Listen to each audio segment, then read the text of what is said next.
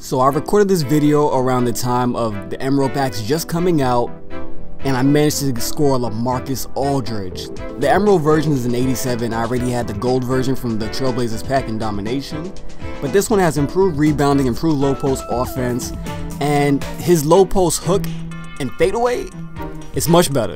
And this just makes him even more of a mismatch for those guys who like to run the stretch fours. You know what I'm talking about, the LeBron, the KD, the Paul George, the Rudy Gay at power forward. That's great, you might get some offense out of it if I'm not running a zone. And when I'm playing on offense and you guys are on defense, how are you going to stop me with a 65 low post defense against a monster like this? But I ran into a guy who had Diamond Kobe and LeBron James and Allen Iverson on the bench. This guy's whole team is pretty much just rare players and collection reward players like AI and Sean Kemp, Karl Malone, the 98 Shaq. This guy had a stacked team. And he actually is a subscriber of mine. Like, he wrote to me on Twitter after the game was over, like right when it ended, because you guys will see how it ended, so we were talking about that. And I was like, wow. And I wanted to talk about a few topics. I was fighting myself to not talk about, you guys, you know, a pretty big topic going on right now. I felt my time could be better used to talk about the gameplay because it was pretty exciting, and also it's a subscriber, so I'm pretty sure he wants to have his gameplay commentated over if he doesn't have an actual YouTube account of his own. And he's running a few zones in this game, as you guys will be seeing. He had like a 1-3-1 for some of it. He had a 3-2 zone, but I don't really score outside. And he's using the black people. All right, you guys got to sit there and listen to me for a second. All right, you ready? Stop this black home jersey nonsense. I mean, sure, you may not run into 1,000 different kinds, and he caught me lovely there. I didn't see that coming. I thought he was gonna just go for it like most people do.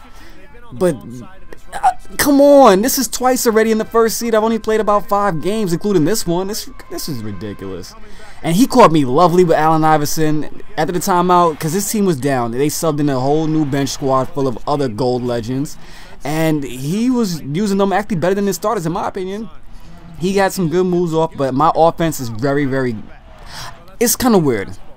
I don't consider my offense to be that great in the game. I feel like I score out of defense and creating like hard to defend like situations. Kind of like I run certain plays that I know that aren't the easiest to stop, and I love playing in the post because the average player has no idea what to do in the post.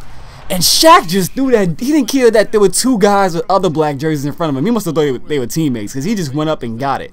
And this was a mismatch. He should have just went up for it with Karl Malone because he's a great post player. He allowed Shaq to get back into the picture. I get the block, and then I switch over to Penny Hardaway, get the steal, and throw the alley-oop to Gary Payton. Gary Payton.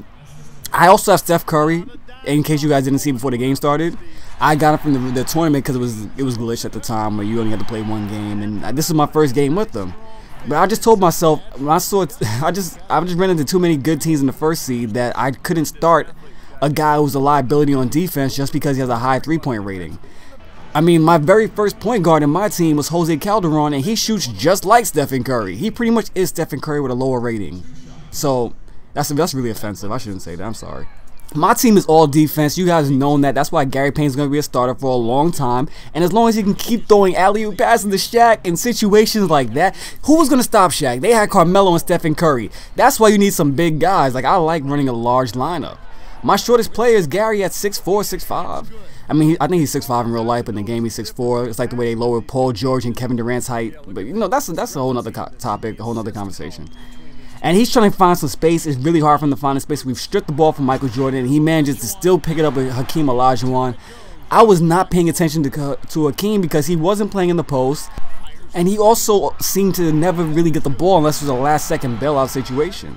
And he caught me. I don't know why Gary Payton was so far away from Stephen Curry, the greatest shooter in the building, maybe of all time. Maybe of all time. Yes, I'm talking to you, Larry Bird, but I missed the open shot, he made his open shot, and then he tried to throw an alley-oop and caught him 360 with LeBron James. My goodness. So I had to come back down and catch an alley-oop of my own. I mean, it may not be as spectacular, but I had to redeem myself after that. Wide open Kevin Durant, and he misses it with an 85 mid-range shot. That is the Sapphire version. Come on, 2K. But I have active hands on Julius Erving. I managed to use it finally. And you can't stop him. He has a 99 layup. He has a 91 speed. What could Kevin Durant really do in that situation? He couldn't even go for the charge in that situation. And David Robinson, he's going to run over here. He's going to get out of position, but luckily he throws a bad pass out of the double team. And we're running off the races with Kevin Durant and Julius Erving. So many black jerseys. I almost wonder if he knows which one of them is going to go up there and get it. You know, I don't like that. But, you know, he is a subscriber and he wasn't cheesing me. Because Kevin Durant made the three. Like, he wasn't going for half-court charges and things like that. So I can really appreciate that. I love playing against guys who aren't trying to abuse every exploit in the game and just actually play some basketball, you know? Even though his team is stacked.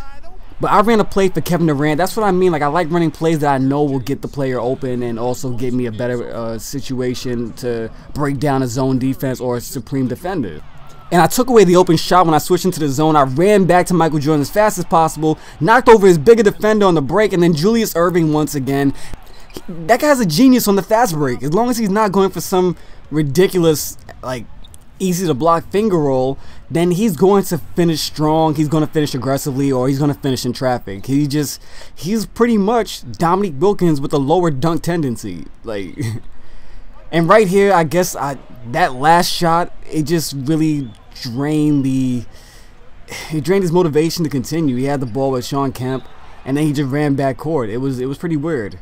But after the game was over, he did tell me that his connection was acting up, and he wrote me immediately after this happened. So, and I'll give him the benefit of the doubt. But like the video because more first seed is coming soon.